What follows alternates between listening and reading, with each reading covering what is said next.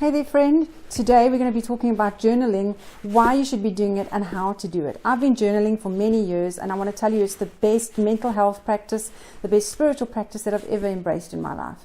Now, true journaling isn't about just simply writing, I went here and I did that and I saw that person. It's about recording your deepest thoughts and feelings so that you can get clarity on them, so that you can empty your mind of all the stuff that's going around inside of there. It's so that you can gain self-awareness and clarity, as well as connecting with yourself and God in a deeper way. All right, so this is my journal that I write in every day at the end of my quiet time. More on this as we go along. But let's talk about why you should journal. What's the point of journaling anyway? Well, because number one, the Bible says so, and that's good enough reason. Isaiah 30 verse 8 says, "Now go, write it before them in a table and note it in a book, that it may be for the time to come forever and ever." So it's going to be like this memorial of things that have happened to you, of things that you're recording, you're writing down for future reference. Exodus 17 verse 4 says, "And the Lord said unto Moses, write this for a memorial in a book, and rehearse it in the ears of Joshua, for I will utterly put out the remembrance of Amalek from under heaven." So God wanted Moses to write this down as a record of what he had done for his people. And this is one of the main reasons we journal, is so that we can remember what God did for us, as well as what has God said to me about whatever I'm struggling with, because I can guarantee you, you're going to be coming around to that thing again. And you're going to want to remember, what did God say to me the last time I went through this experience? And I can go back in my journal and see, aha, this is what he told me last time. Now I can just refresh instead of having to reinvent the wheel of going, Lord, what do I do with this problem? Now I already know, because he's told me before. Believe me, I've gone back to things I've written in my journal many, many times. It's really useful. Okay, another reason to journal is soul maintenance. It's good for your soul. It helps you understand yourself and your inner workings. And I love Psalm 4 verse 4 that says, "Commune with your own heart upon your bed and be still." Now, journaling is one of the best ways to commune with your own heart, because you don't always know what you're thinking until you start writing it down. And when you start writing it down, you're like, oh, wow, I didn't even know that that was there. Now, Dr. Caroline Leaf says that writing it down actually enables the conscious mind to connect with the subconscious mind. And so you're able to have a freer flow of those two areas of your brain and your mind, so that you can get understanding and depth and get to the depth. So like she says, journaling, writing stuff down, starts a flow of neurotransmitters in your brain that helps clear your thinking. Excuse me, I've got notes today. The action of writing allows a lot of transferring of anxious energy from the body and the brain to your pen. And so you're getting rid of anxiety, you're getting rid of strong negative emotions through writing. It increases the feelings of autonomy and clarity. Wow, now I know why I'm feeling this way, or oh, now I know what I need to do to solve this problem. Journaling and writing also improves immune function, because it's lowering your cortisol and your homocysteine, which both impact your immune health.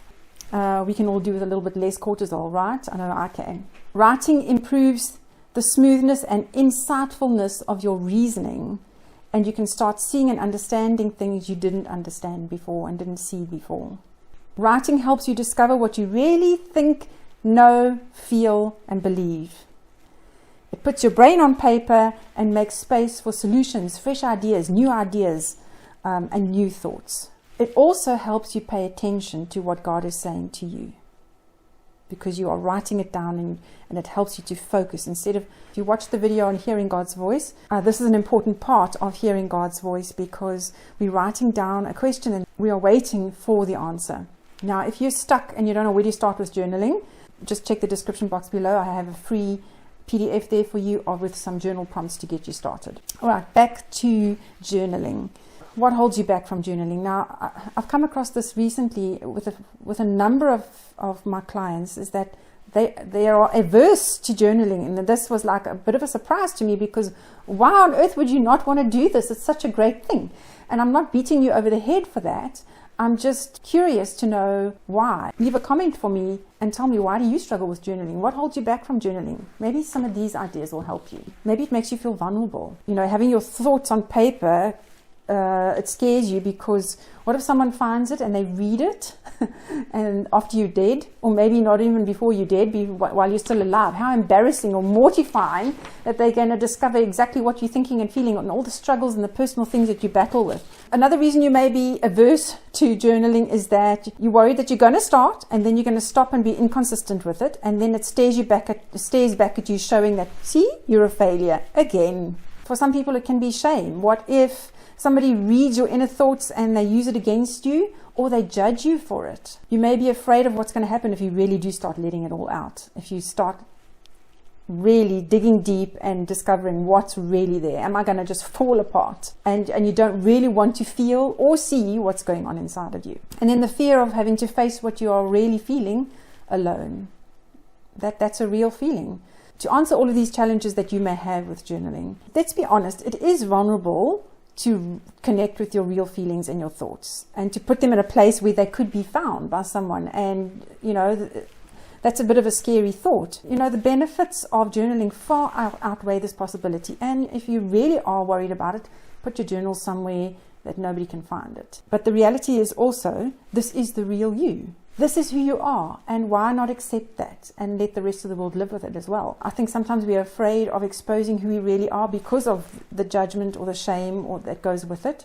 But this is part of the process of connecting with your real self and being the person that God created you to be, with your real feelings. And I think sometimes we are afraid of our feelings because they're bad, they're negative, and we're not supposed to think these things, and we're not supposed to feel these things because we are Christians. But the reality is we have these thoughts and these feelings, and unless we bring them into the light, God can't do anything with them. God can't change them because we're not acknowledging them, and you can't change anything that you're not acknowledging. Okay, so allow yourself to be real. This is a safe space. Be real. Allow yourself to be real. There's no shame in being authentic and true to yourself. No shame. And in fact, seeing what's going on inside of you can be very liberating and empowering, because now I can do something about it instead of just trying to suppress all the time. And by the way, it takes a lot of emotional effort and energy to suppress those feelings and those thoughts all the time. It's hard on your soul. Journaling is a place to start letting it all out and to experience the freedom that it brings you. And just a reminder that you don't go into these deep places alone. God goes with you. When you journal with God. Speak to Him as if He's right here with you, saying, Lord, this is what I feel, this is what I think. What do you want to say to me about it? You don't go in there alone. You're not facing this by yourself. All right, so let's get practical. How do we journal? So this is what a typical journal entry would look like for me. So I always start off by taking a moment to connect with what am I feeling and what am I thinking today. So I'll just sit and be still, and I'll just start paying attention to what's going on inside of me. And maybe I'm feeling anxious. Sometimes those feelings are immediately apparent. I already know what I'm thinking and feeling right now because I'm mad or I'm anxious or there's something very strong going on. But sometimes I need a few moments just to be still and pay attention. What am I really thinking and feeling this morning? I write that down. So it could be, I'm feeling anxious because I've got so much to do today. Or I'm really mad because so-and-so said this and I don't know how to reply. I know I've got to say something, but I don't know what to say, and I'm just so mad I can't even think straight. All right, so it helps to get any negative thoughts and feelings out of the way before you go into the rest of your journaling process. I've got my thoughts and my feelings down.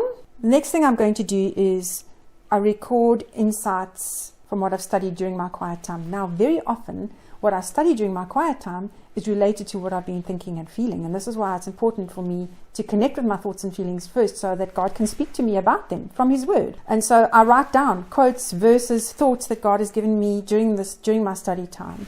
It's a record of what God is saying to me. And if something special has happened, I write it down. If God came through for me in a powerful way, or He said something to me and it was like, that is exactly what I needed for this day, for this moment, I write it down so I have a record of it. I also write down prayers and requests. Lord, what do you want me to do about this? I'm praying for my children, or whatever it is that you're praying about. You write those prayer requests down. And then I always end my journaling session with this question.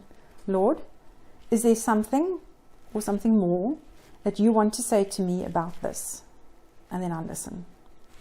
And I do my normal journaling with a blue pen in my journal. This one's almost full. We're starting a new one soon.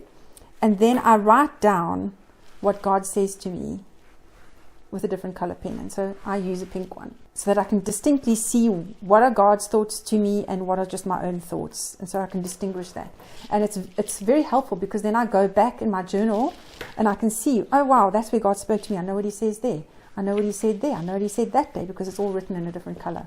And it really helps to just go back and reinforce what those things that God has said to me. I'm hoping and trusting that this video has inspired you to start practicing the habit of journaling, to do it every day. And I just want to address this, that sometimes we think, oh no, I've got a journal now, I have to do it every single day, and if I don't do it every single day, I've failed. Rubbish, nonsense, don't even go there. Journaling is about you being authentic with yourself, and some days you write nothing. That's okay. You don't have to write every single day. If you've got nothing to say, you've got nothing to say. But also be careful that sometimes you think you've got nothing to say, and actually there's a lot going on inside of you. And God wants to speak to you about that. Okay, so I'm hoping that this has inspired you to get started. Remember, if you don't know where to start, download the free PDF of journal prompts and get started today, because this is going to be an amazing, awesome journey. Let me know how it goes. I'd love to hear from you. Until next time, happy journaling.